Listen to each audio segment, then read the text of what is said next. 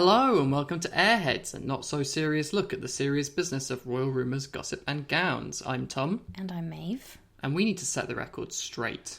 We have made a number of errors on this podcast and finally we have learned the truth. This is something about Harry and Meghan that people have talked about for months, if not years. And finally, the extracts from a new book have given us the answers that we've all been longing for. We are, of course, talking about the name of Harry and Meghan's dog. This is the elusive Labrador that we previously and inaccurately called Oz, believing reports that the name of the dog was Oz, but we are only too happy to correct the record. This dog's name, are you ready?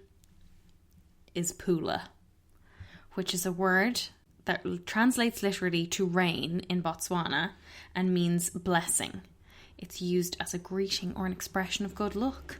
And it's also part of the national motto of Lesotho, where Prince Harry founded Sentebale. It's a really nice name.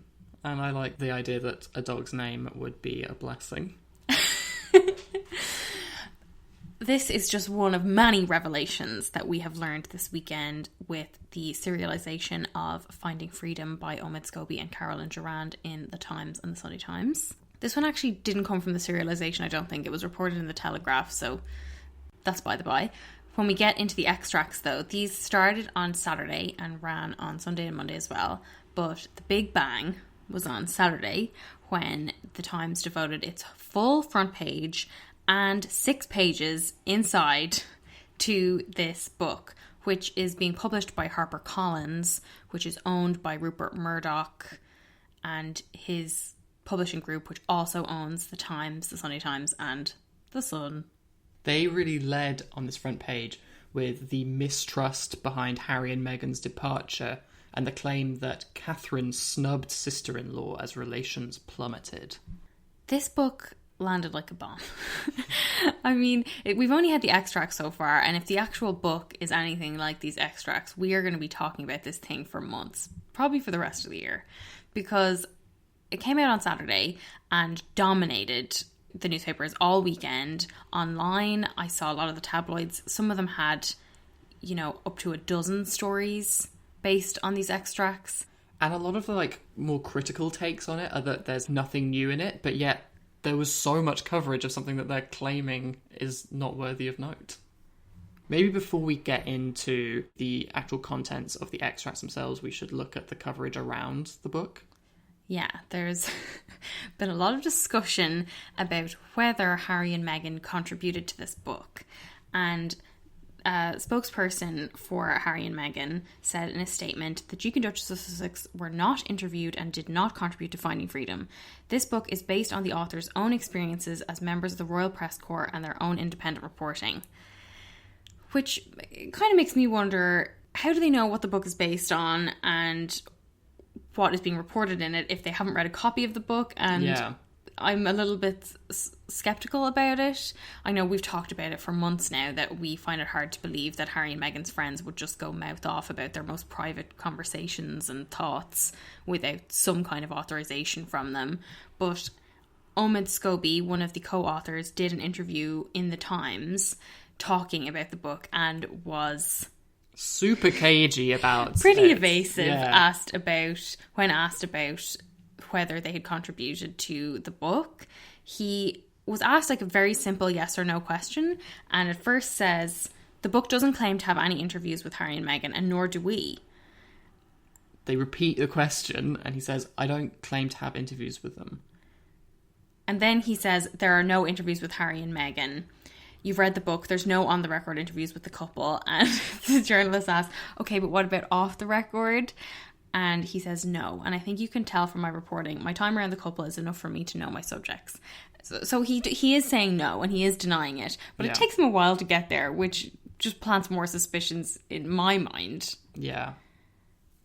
He also says that the couple haven't read a proof of it, which, again, makes me wonder why they would say in the statement what the book is based on if they haven't read it. But that his plan and his co-author Carolyn Durand's plan is to correct the record about Harry and Meghan. So there is this idea of setting the record straight. He also gives an interesting look into the kind of inside baseball in royal households and royal reporting. And he says of the households, they're very loyal to their principles, but that often means throwing others under the bus. Let's say, for example, hypothetically, a negative story about Prince Charles is about to run in the papers. Well, perhaps someone working for Charles might throw a nugget about the Cambridges or another member of the family to keep that story out of the press. There's a lot of bargaining that goes on behind the scenes. I do think that Harry and Meghan have been victims of that, which for a lot of the Sussex stands, like people that send us stuff all the time saying they think Harry and Meghan have been thrown under the bus to salvage the reputation of one of the other members of the royal family, this is just going to be confirming that. Yeah. And he does say that Harry and Meghan had wanted to respond to negative stories about them and leaks about them, but that they were told to fall in line. So when he's asked to give an explanation of what the title means and what is freedom that Harry and Meghan, have they found it yet? What does that mean to them? The example he gives is really weird, I think. He talks about how Donald Trump tweeted that Harry and Meghan wouldn't be provided with security by the US government, and they were able to respond immediately with their own statement saying they weren't expecting the government to pay for their security in America. And Omid says their feeling at that moment was, wow, okay, this is what it feels like when you're in control. Like, you wanted to get out of the royal family so you could get into like a Twitter spat with the president of the United States. He talks a little bit about the relationship between Harry and Meghan and their staff, and like this narrative about how they were constantly losing staff and people were quitting every day basically. And one of the stories was about Harry and Meghan's assistant who quit after 6 months. Isn't true, that there was this idea that she had been reduced to tears because of how Harry and Meghan were treating her, and he says that's not what happened. He also talks off the record about the night nurse who was let go on her second night for unprofessional and irresponsible conduct, and he tells the journalist what the nurse did, and the journalist says, if true, I would have let her go too. I think what it comes down to with the authors and their attitude towards Meghan, what they're saying is that Duchess Difficult, which is what she was branded as by a lot of the papers, is really Duchess Different. And the example he gives is that if Charles emailed staff at 5 a.m, then he would be praised for his assiduity, but she was American and female, and it's implied, therefore, it was taken very differently. Yeah, and the way he puts it is like, what is difficult? Difficult is pushy, aggressive. It's all the things that we throw on black women as a society, regardless of what their actual personality is. And I think it's very interesting when he talks about racism, and he gives like his own example of a member of the royal household being surprised that he speaks with received pronunciation, which comes up in the book as well. But when he's asked if racism played a role in how the members of the royal family received Meghan, he said, it seems that William genuinely wanted to make sure that his brother was making the right decision. That said, I'm not sure if Meghan was welcomed with as wide arms as perhaps Cressida Bonas or Chelsea Davy, Harry's former girlfriends, would have been. I think that's perhaps because she was older and she came with a history, and I think coming from being an American. And when the journalist asked, could it be down to unconscious bias, he says, I certainly wouldn't want to suggest that. It's really an exercise in how much you can say without saying anything. Like, you know, that's a very careful and deliberate omission there. He also says he doesn't see them coming back into the royal fold anytime soon. And what I thought was quite interesting was he says, I think everything is going to plan for them in terms of the new chapter they've begun. Would you agree with that? I don't think anything has gone to plan this year. Like, coronavirus totally took everyone by surprise and threw everyone off. So I'm a little bit suspicious of a sentence that says everything's going to plan for them. Was their plan to just do a lot of Zoom calls and get papped doing volunteering work? I can't imagine that that's what they had in mind for this new chapter for themselves. And even as a modified version of it, I don't know that they'd be particularly happy that the kind of main view we get of them is their very aggressive statements to the media and their lawsuits. Because that, combined with the kind of instances of score settling in the book, kind of really amplifies that aspect of Harry and Meghan and what we see in the media. At the moment, we're not getting, for example, like a big launch of something like Archwell, their planned charitable organisation, to kind of balance that picture.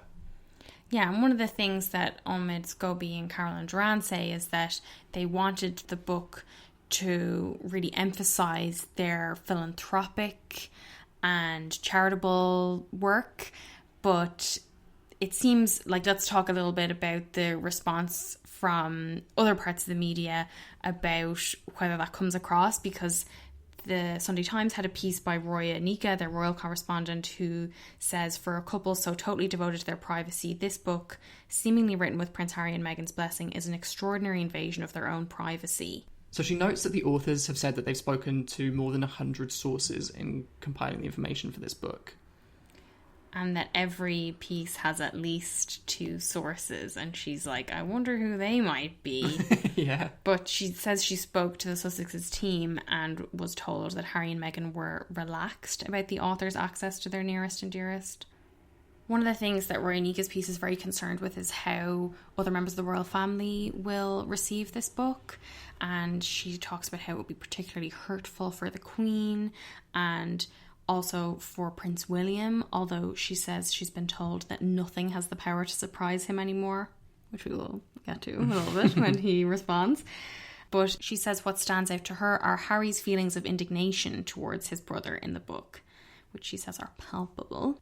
She also mentions Charles and says Charles is so focused on his public image that at times Harry feels that takes precedence over everything, including the relationship with his younger son. That will sting the Prince of Wales. And I don't know, this is conspiracy theory, but I feel like it did, because that paragraph isn't in the online edition. It's only in the print edition. It was in an earlier version of the online edition. If you search it with that quote, it appears. But then if you Control F in the piece, it doesn't appear.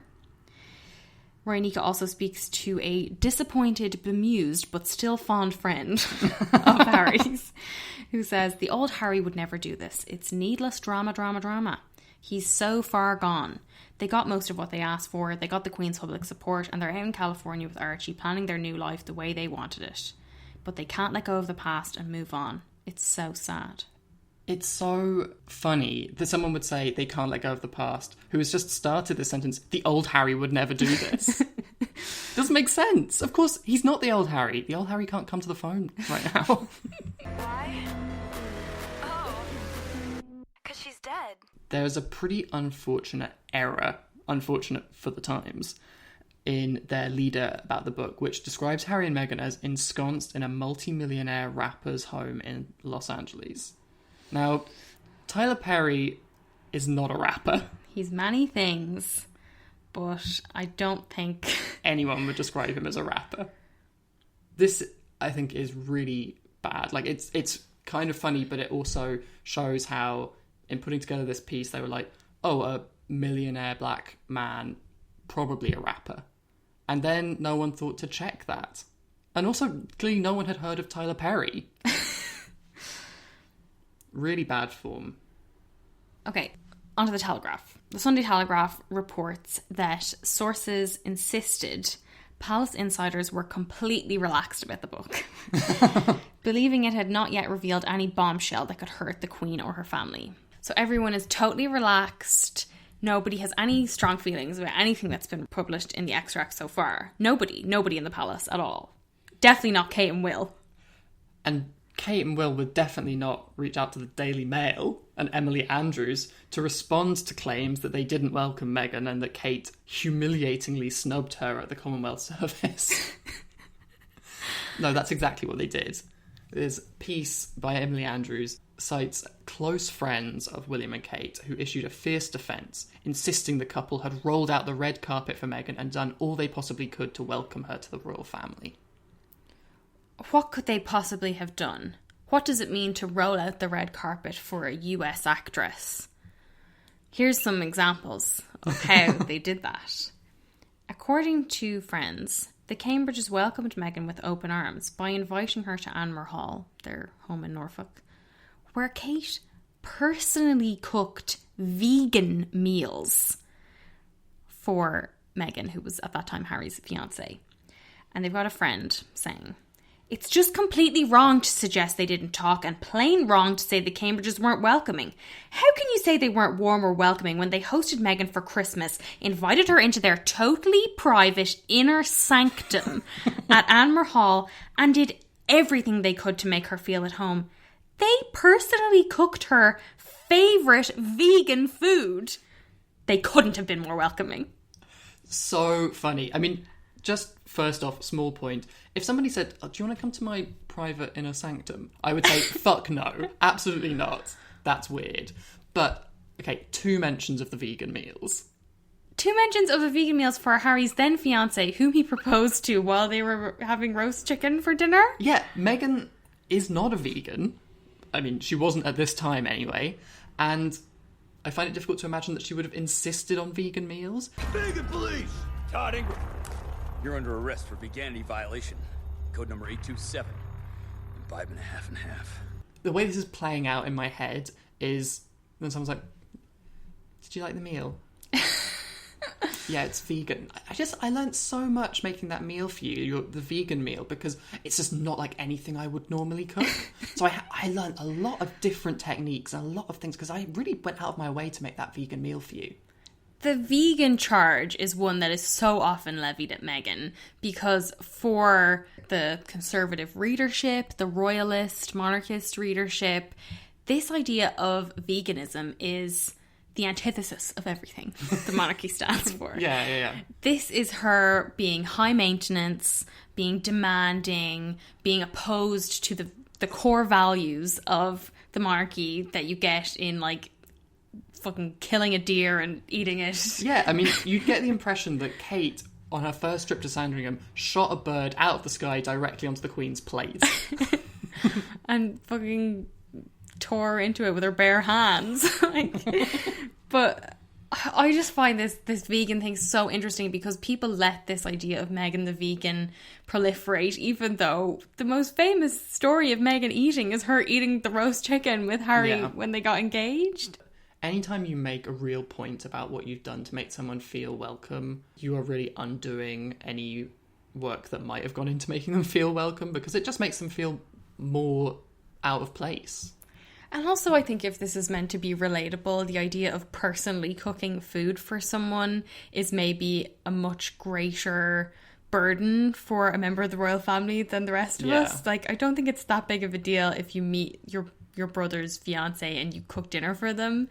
Unless time, you have, like, a whole staff that usually do that. Yeah, I mean, like, next time we have people around, am I going to put things down and say, "I've actually personally cooked this meal for you"? I mean, who else is going to do it?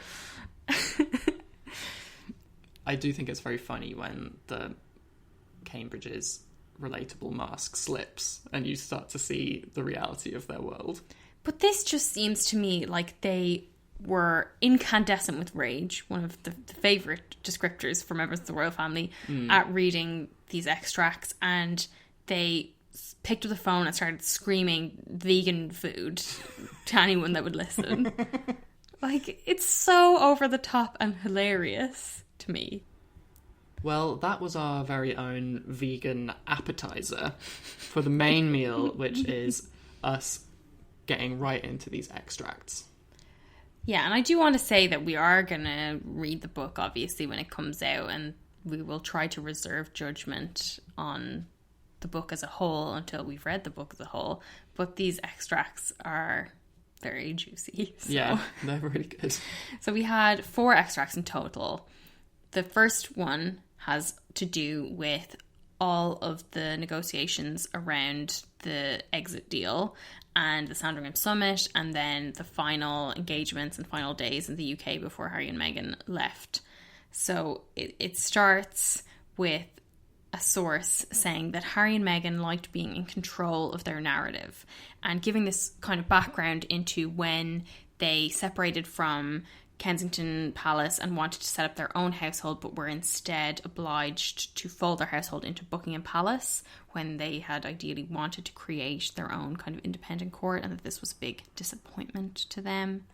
And quite quickly as well, the authors posit that this is due to the massive popularity of Harry and Meghan at the time, and the way this didn't sit so well with other members of the royal household and with their staff. They note that the senior courtiers, whom Diana used to refer to as men in grey suits, were concerned that the global interest in and popularity of the Sussexes needed to be reined in.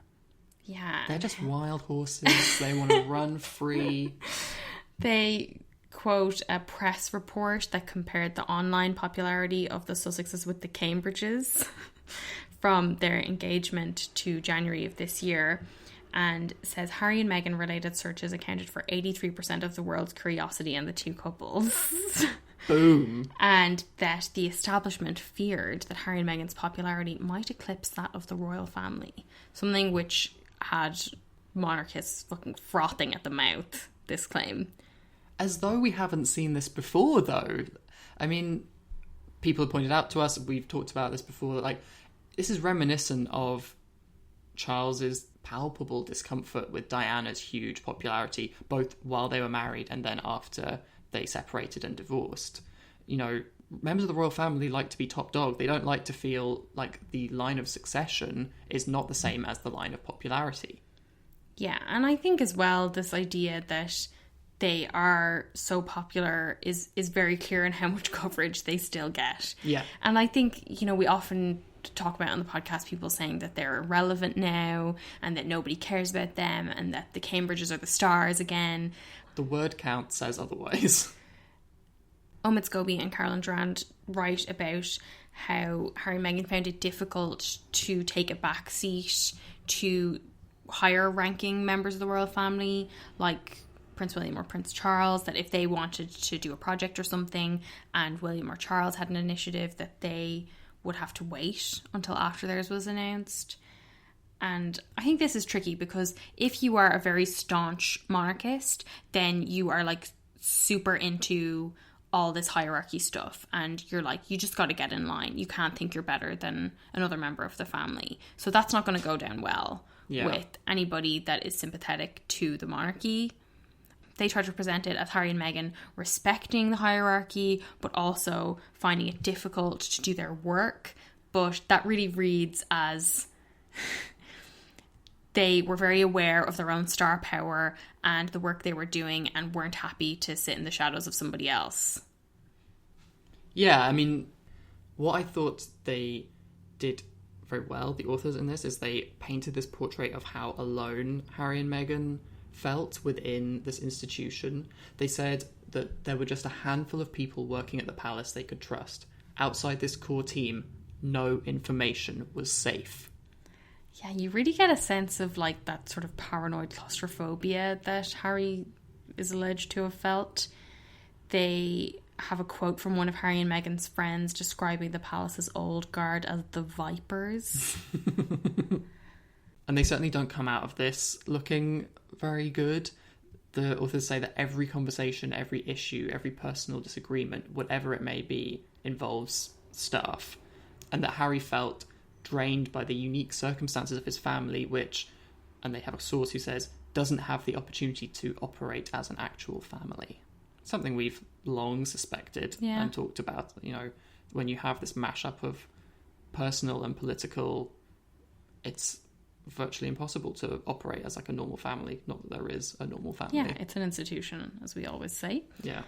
I did wince reading the bit about how Harry couldn't stop himself from reading the comments on online articles. Like, my God, first rule of reading online. Don't read the comments. And that he would see really horrible ones, like the world would be a better place with Harry and Meghan and stuff, and they really stuck with him. And he apparently said to a friend, it's a sick part of the society we live in today, and no one is doing anything about it.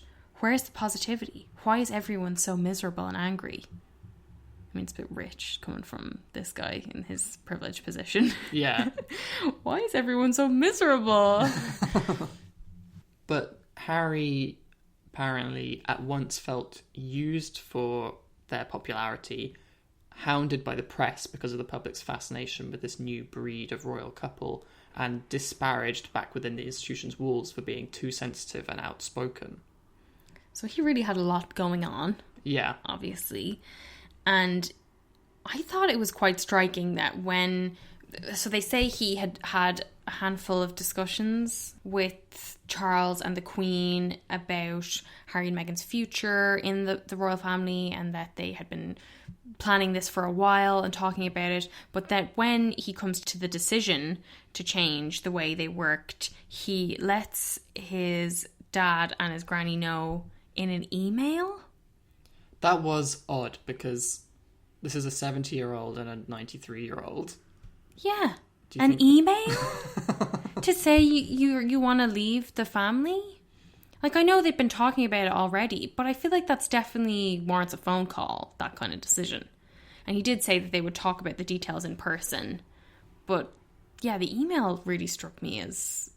I think it's odd. I mean, I do also imagine that he maybe naively thought that it wouldn't be that big of a deal. We know that they wanted to keep doing work for the Queen, and that really the issue was going to be where they lived and potentially the amount of funding that they received. So maybe he didn't think it was that big of a deal. I just think sending an email to, like, very old people is, like, a weird way to do it when you have a phone.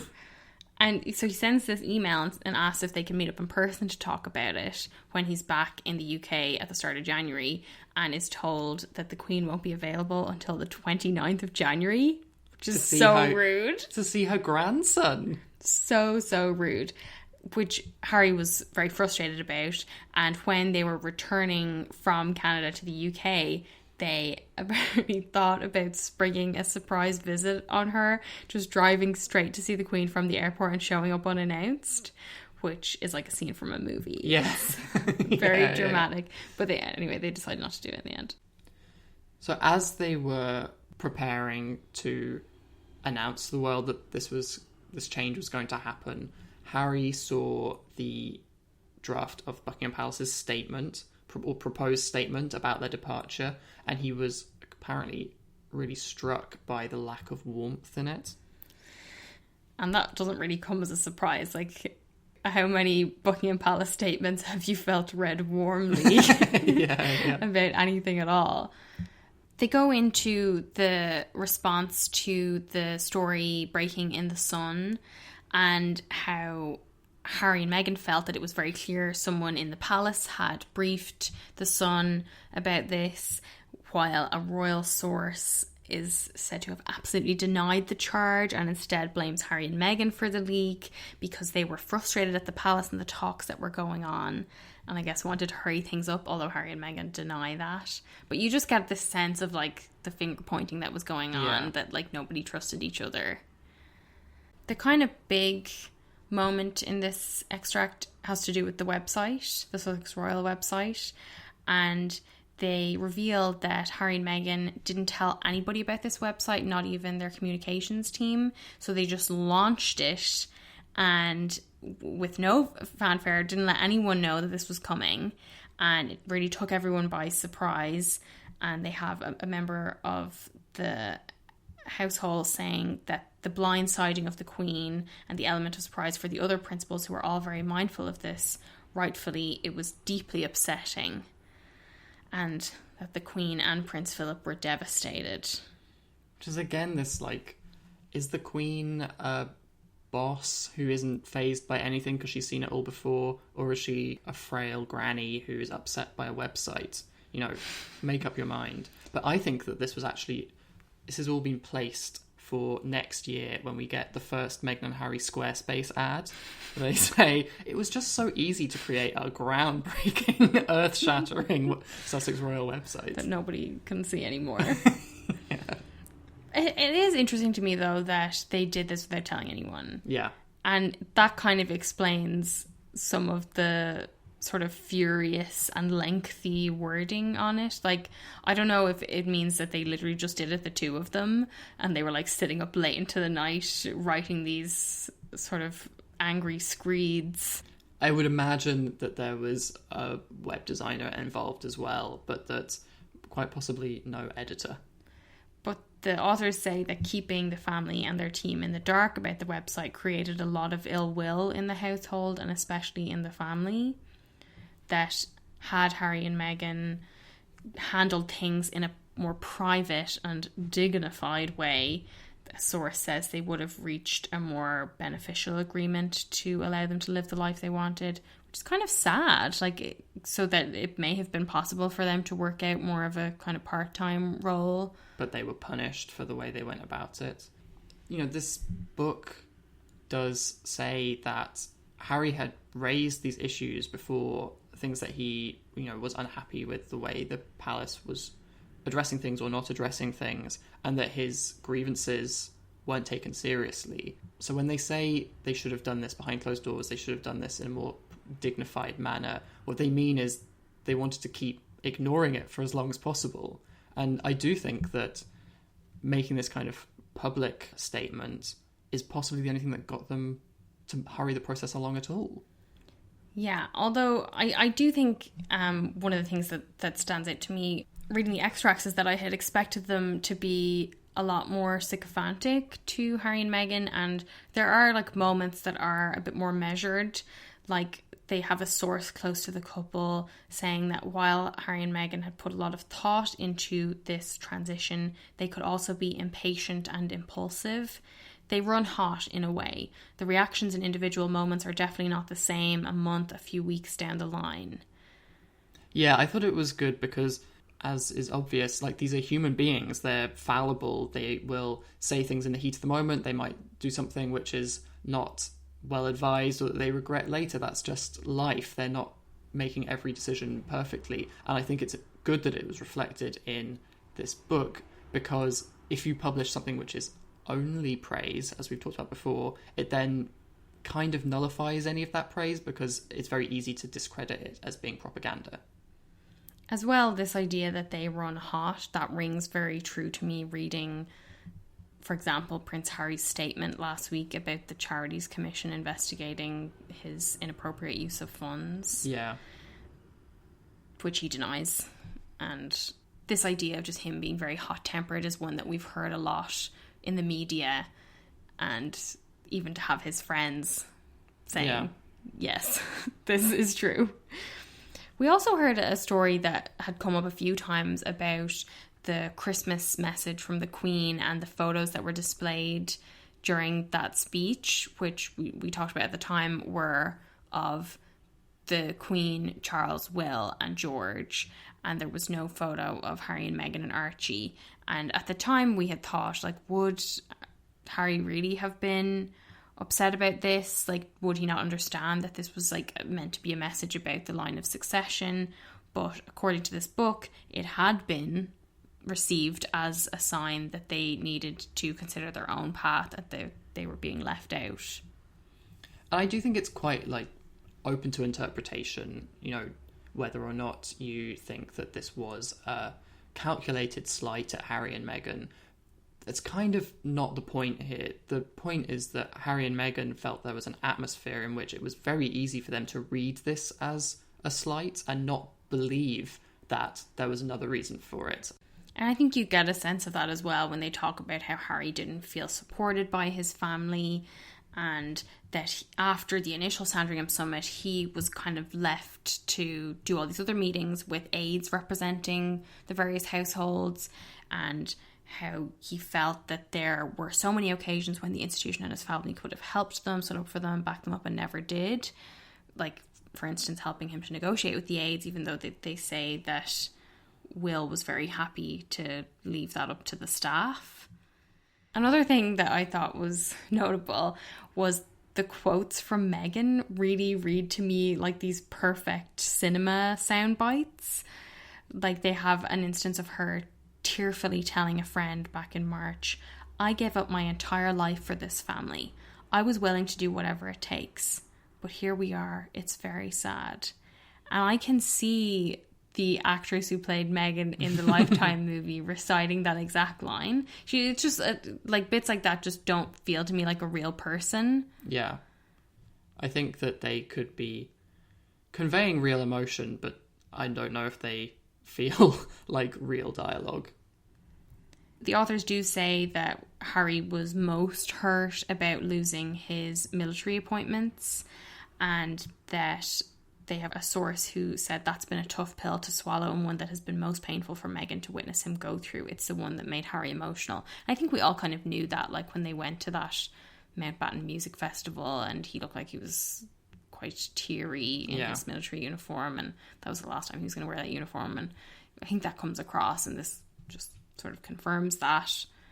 But I guess the other big thing then from this extract is to do with the Commonwealth Day service and all the shenanigans around that. Because we had thought it looked pretty frosty, and we were surprised that there wasn't a big show of support, and what we get is seemingly an insight into the actual feelings on the day. So in the kind of run-up, we find that Harry had barely exchanged words with Will since they'd last seen each other, which was back in Sandringham, but he did enjoy chats on the phone with his father, whose private secretary was like continuing to finalise the last details of the transition. Like you said, Will left everything up to his staff, so I guess Charles was still checking in maybe. But actually in the run-up to the Commonwealth Day service, Harry and Meghan were really surprised to learn that they'd been left out of the procession, because, you know, they'd been in the procession the year before, and this was meant to be their final event as senior working members of the royal family, and they only found out after the programmes had been printed that they weren't on it. Yeah. And they have a friend saying Harry was more than disappointed. He spoke up, but the damage had already been done. And the Cambridges kind of reluctantly agreed to remove themselves from the procession along with Harry and Meghan, but they were not happy about it. And they described the exchange between the two couples on the day with William saying Harry with a nod and ignoring Meghan, and that Meghan tried to make eye contact with Kate, but Kate barely acknowledged her. They have a source close to Harry and Meghan saying what I think we all felt. It should have been the one public moment where the royal family put their arms around the couple for a show of support. They purposefully chose not to put them in the procession and not to be welcoming. It was most unpleasant. We could all see that on the day. The body language was telling us all of this. I think it kind of reflects what one of the things that they try to emphasise in, at least in this extract, that Harry was the one who wanted out, but that a lot of the people, certainly a lot of the courtiers and some of the family, blame Meghan. Mm-hmm. And according to this book afterwards, Meghan just wanted to get home, and that she was emotionally bruised and exhausted, and a friend said at that point she couldn't imagine wanting to set a foot back into anything royal again. I do feel for her, although I don't really see why anybody would want to step foot into royal life at all. No way. They do have more on the rifts than in the second extract. Again, we got Sunday Times, front page, Harry and Meghan. It wasn't the full front page this time, but they, like you said, are going hard on the rift between the brothers, and they introduced the idea of Will's snobbery and Meghan's hope that Kate would reach out, but her disappointment when she didn't. The authors quote a source who is talking about when Harry started going out with Meghan, and they say, a happy and content Harry is rare, so to see him practically skipping around was a delight. And they say their whole adult lives, Will felt he should keep an eye on Harry and make sure he's not in trouble and on a good path. But they note that Harry had grown tired of this kind of dynamic between them. There had come a point when he no longer felt he needed to be looked after, and that there was a thin line between caring and condescending. And I also imagine Will's idea of a good path for Harry is one that supports him. Yeah, it's necessarily a marginalised path compared to his own. So it totally makes sense for me that Harry would want not that. But because I had been thinking, would they give a different version of the story? Because I know we've said before, like, I feel like this idea that Will telling Harry to slow down in his relationship with Meghan seemed like quite a small incident to have resulted in this huge feud. But that is what they say happened. And their version of it is that Will wanted to make sure that Harry wasn't being taken advantage of, because they'd spent their whole lives with people trying to take advantage of them, and William didn't know a lot about Meghan, so he wanted to make sure Harry wasn't blindsided by lust. Swing, swing, tadpole. Such a great phrase, and one that was at the Daily Mail illustrated with a picture of Meghan from Suits. Oh yeah, Meghan in like a really tight pencil skirt and tight blouse, like sticking her ass out or something. It was like really over the top. But what Will said to Harry, allegedly, is, don't feel you need to rush this. Take as much time as you need to get to know this girl. And those are the words that apparently set off the alarm bells in Harry's head, that to him that read as snobbishness. And according to a source, Harry was pissed off that his brother would ask such a thing. Some felt it was an overreaction, but then this sums them up as people. William, the calm and rational one, and Harry, who can't help but take things far too personally. I mean, I'd be pissed off as well. Like, snobbishness aside, and I think we'll talk more about snobbery in a sec, but referring to, like, a woman with a career in her 30s as a girl? I mean, I know this kind of thing happens constantly, but, like, fuck you, Will. And as the friend says, Harry could see through William's words. He was being a snob. The authors present William's perspective on this, which is that he was simply looking out for his brother. He didn't really know Meghan. He was concerned because Harry had isolated himself from many of their old friends. But then they have a source saying, well, perhaps he just didn't want to accept that Harry had grown up and become his own man. His own lusty man. They do talk about some of the response in the family to Harry's relationship. Like, I'd love to know which one of the senior royals referred to Meghan as Harry's showgirl. And which one said, she comes with a lot of baggage. That a high-ranking courtier was overheard telling a colleague, there's just something about her I don't trust, which is like fucking the dog whistle is blowing loud with that one. Like, that's just straight up whistling. Like, it's so clearly racist. That Harry was aware of this talk, but nothing was going to get in the way of his happiness. He knew Meghan was right for him, their love was real, their feelings for each other were genuine. Everything else was noise.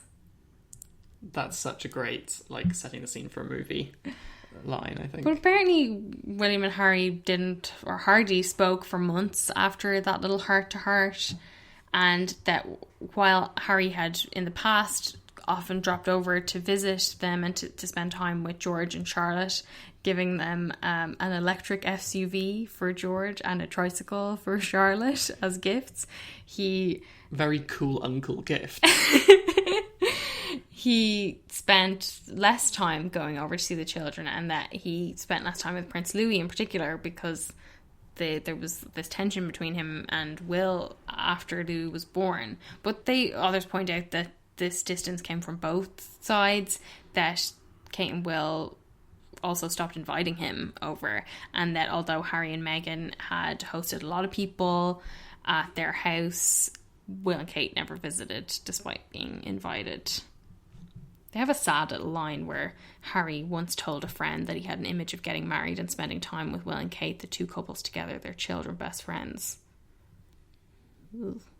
It's sad, but then also, like, I think that's kind of everybody's idea of what it's going to be like when they grow up, because, you know, if you're friends with your sibling, that makes sense. Like, we're friends, everyone's going to be friends, but, like, there's so many things that come up in life. Like, one of the things that seems to have come up quite strongly for them is the matter of correcting stories that appeared about them, incorrect stories that, you know, we've all heard about the never complain, never explain, that the palace has this kind of no comment policy, but that the Sussexes felt the palace wasn't afraid to bend the rules if it was to correct a story about higher ranking family members. And the authors give the example of the baby Botox story. Yeah. When a palace spokesman went on the record last July to deny claims by a cosmetic clinic that Kate had had baby Botox, which apparently Harry and Meghan were quite frustrated by. you would be, wouldn't you, if you kind of had to endure, like, a raft of false claims.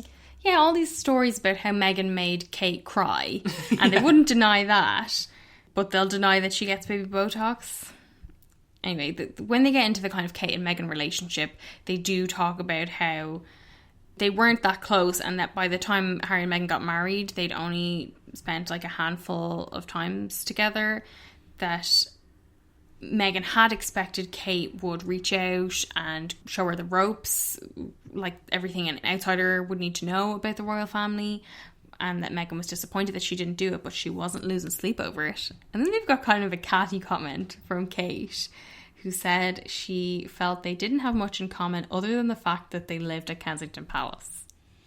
Yeah, that's very cold. Although I do think that saying that she wasn't losing sleep over it is also pretty cold. Yeah. They do go into some of the stories around the wedding as well, because that's when a lot of the Bridezilla kind of coverage came about, and the idea of the diptyque candles, which, by the way, they confirm the scent. Yeah. It's long been rumoured, but now we know that it was diptyque Bays candles, which is their most popular scent, I think, and also one of the best. They confirmed that the scent had been approved by all parties involved. Including God. Apparently. And as well as that, the story about the tears after the bridesmaids fitting, that there were no tears from anyone. And Kate and Meghan were both a little stressed, but professionals in the room. And how the story was ridiculous and so false, according to a trusted confidant.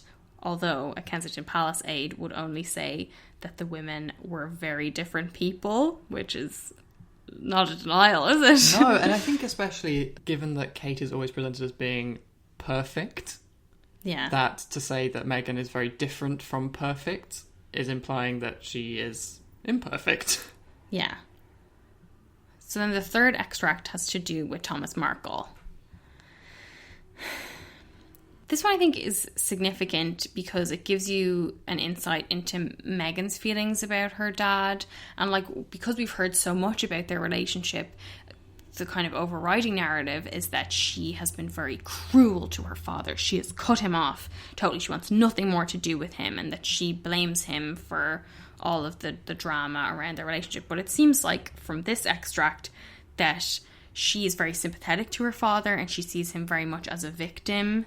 They have a source saying, I've heard her say, my dad never sought this out. I really believe that he's the victim. And now I feel sad because I believe he's been fully corrupted. Yeah, so really giving the impression that, you know, she thinks her dad's a good man and the corrupt media got to him. Yeah.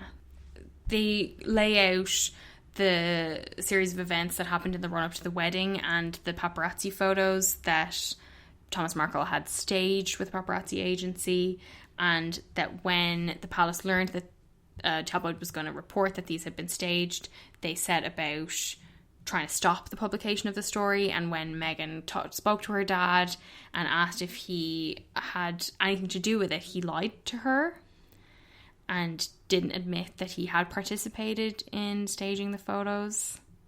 They have a source as well who says every single time Meghan was calling him, she was like, Dad, I love you. I just want you to know I love you. Everything is fine. Just get here. We'll have the wedding. We'll celebrate. Don't worry about any of this stuff. Let's just put it behind us.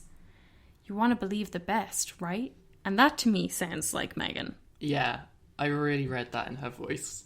But he wasn't responsive, and instead they learned about her father's plans through tabloids and gossip websites like TMZ. That's something we had heard before, that she only learned about her father's heart attack through TMZ 4 days before the wedding. All of Harry's bookmarked sites that he goes to regularly. But that she had had tea with the Queen and Prince Philip and her mum Doria Raglan the same day, and nobody had mentioned anything about it, but that Meghan felt very embarrassed and she put some of the blame on herself for it happening. Just sad. They have a source close to the couple who sums it up, saying, there is a sort of aggressive intrusiveness and a reckless, irresponsible, almost hostility to the media's actions that's deeply harmful. I don't think the paparazzi are the same. I think that has changed. But the sort of ruthless malevolence of some sections of the media, and it is malevolent, is genuinely bad. What they've done to her father, drawn him out from his private life and forced him out into the open, and then waving checks at him, it's just absolutely terrible. It makes him sound like a child. This idea that they're waving checks at him and he's like, ooh, gaga, and just like grabbing at the money. Yeah. Like, he is an adult. He deserves to have some responsibility here that he agreed to do this. But I guess, you know, you do want to give your dad the benefit of the doubt. The next extract talks about the blind date. I think this is our favourite one, right? Oh, yeah.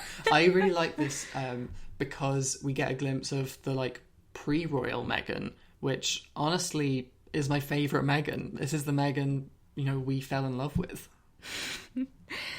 So as we had heard, they were set up on a blind date, although the book doesn't reveal who was the matchmaker. Something that will remain a mystery. Was Cilla Black dead at that point? I can't remember. Now, you do actually describe yourself as a gobby cow, don't you? And that Meghan had joked to a pal that she'd settle for a nice English gentleman to flirt with. And she got that, and more.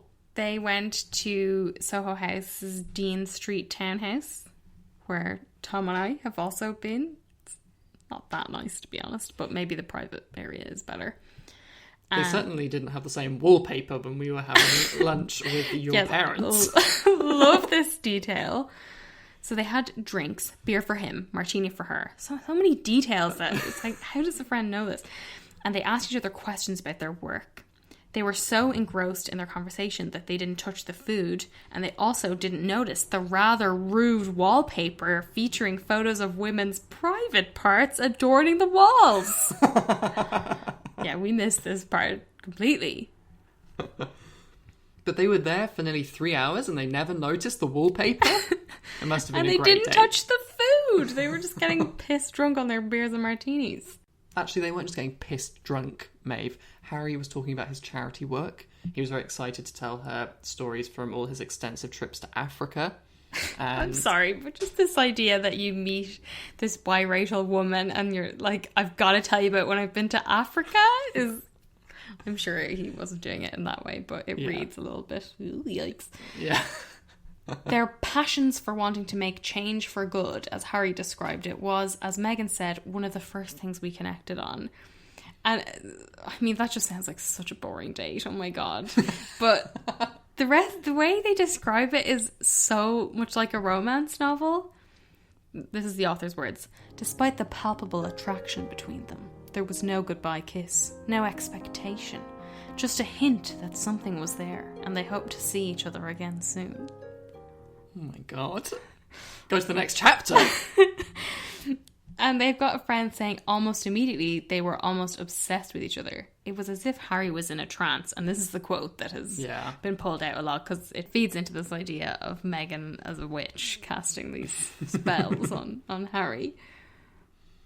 Apparently she called one of her girlfriends and said, "Do I sound crazy when I say this could have legs?" Which is also a line that I love. So they obviously had such a great time at Dean Street Townhouse that they meet up the next night there again. I think Harry was probably like, hang on, that wallpaper, was that naked ladies? And he immediately wants to go back.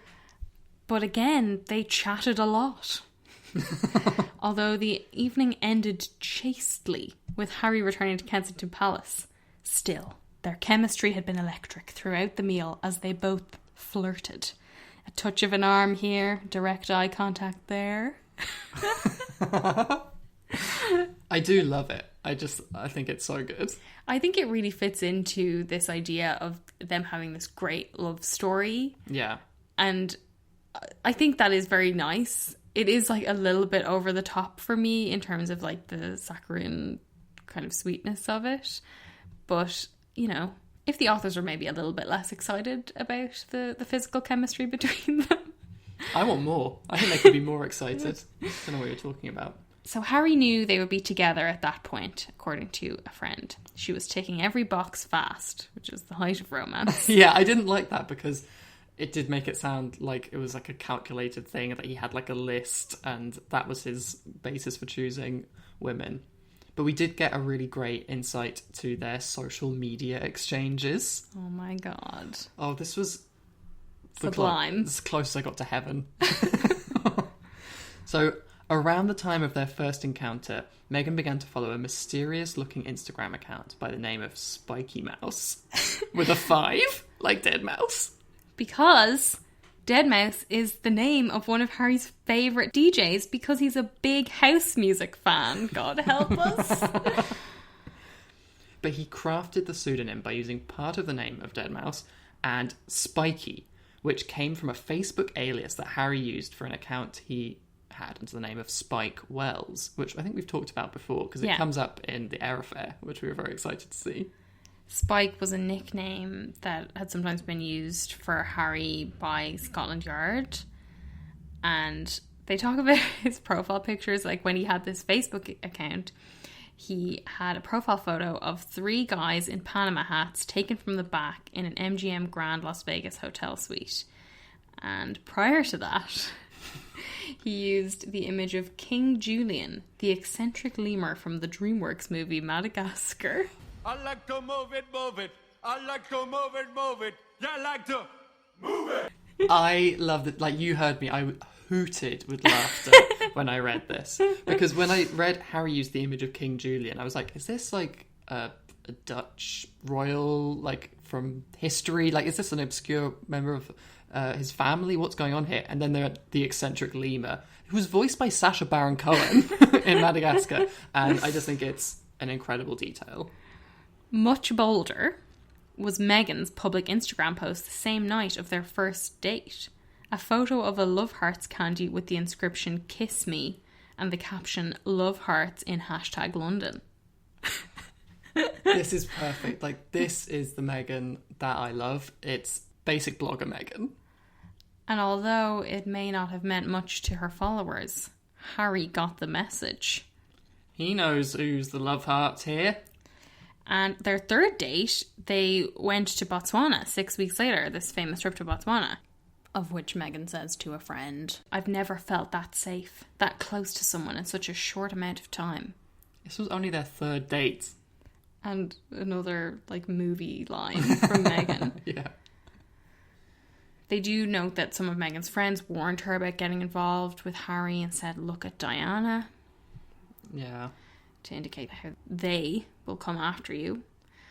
And then we get another little romance line about how 3 months into their relationship, a Meghan friend said they had already begun swapping the words "I love you." It was Harry who said it first, but Meghan immediately replied, "I love you too." That was nice. It was a bit cheesy, but I liked it. I guess I'm just a sucker for all this. Meghan just seems like such a romantic. I was interested in the little glimpse of Meghan's pre-royal dealings with the press when they're kind of holed up in Toronto before people knew that they were dating.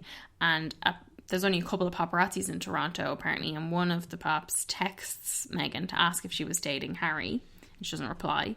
But the authors note that before Meghan met Harry, she had occasionally set up a paparazzi photo here and there or let info slip out to the press. Which, you know, falls in line with what we've said about Meghan. Like, she's savvy. She knows how to do press. But it's also, I think, some people should bear in mind when they flip out at the idea that any paparazzi photos of Harry and Meghan may have been staged. Yeah. And I think, like, my kind of general rule on that is that if it's a very clear photo, like one of the sets of images we've seen of them in Los Angeles, it's a very good chance that that was set up. I guess it's just good to bear in mind always, like, who benefits from these things. At the same time, though, there were obviously instances of, like, total invasions of privacy. Like, they have a story about how a photographer from a photo agency based in LA had scaled the fence into Meghan's back garden and waited for her by her car, hoping to get a picture before she left her house. And she was, like, terrified. She called the police and she said to a friend, "This is how it's always going to be, isn't it?" Which is, like, really scary and really sad. They also have a little mini extract about Harry cutting off his friends and how when he first started seeing Meghan, Harry, sensitive to even the slightest hint of prejudice, had fallouts within his own circle. When some questioned his new relationship and whether she was suitable, he would wonder, is this about race? Is it snobbery? An old friend of Harry spent an afternoon gossiping about Meghan, making disparaging remarks about her Hollywood background. Word got back to Harry and the prince immediately cut him off. Which is something that we had suspected when we got all those stories about, like, Meghan is making Harry freeze out all his own friends. Like, no, Harry was making the decision because he realised that they didn't agree on some pretty fundamental things. Yeah. I mean, I think there was a line in the extracts that I thought was very interesting, that I really liked, where I suppose I've always characterised Harry's reaction to criticism of Meghan as a protectiveness.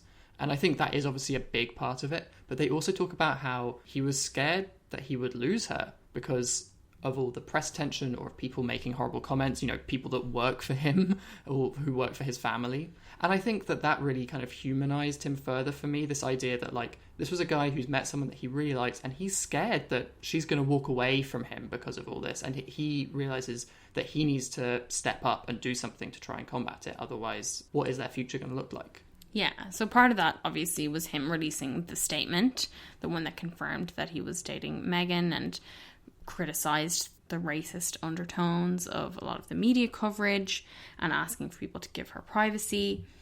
But when he decided to make this statement, Charles was in the middle of a diplomatic tour in the Middle East with Camilla, and he had just arrived in Bahrain to meet the country's king Hamad bin Isa Al Khalifa, and it was apparently a critical moment that had been in the works for months, and they knew that a statement from Harry condemning the press, as well as confirming his new girlfriend, would totally eliminate the coverage of Charles's tour. However, the palace decided to go ahead with the statement, and Charles only learned of it 20 minutes before it went out. As we know, like, that did dominate the news cycle, and apparently, according to the book, the team at Clarence House, which had spent months putting together Prince Charles's tour in the hopes that it would be covered significantly, was crushed. I am looking forward to seeing what else the book has to say about Harry and Charles. Yeah. And hopefully we'll be able to get into that in a lot more detail when we actually read the full book. Yeah. And we can do a little book club episode. It comes out on the 11th, so hopefully we'll be able to get through it in time to do an episode for the 17th of August. But until then, I'm sure there'll be, like, non-stop coverage of it and stuff to read, so we'll have to make do with that. Let us know what you thought of these extracts and the discussion around the extracts on Instagram and Twitter at airheadspod, or on Facebook at airheads, or you can send us an email, airheadspod@gmail.com. And if you like the episode, please leave us a 5-star review and let us know what you thought, and tell a friend. Until next time, have a great week. Bye. Bye.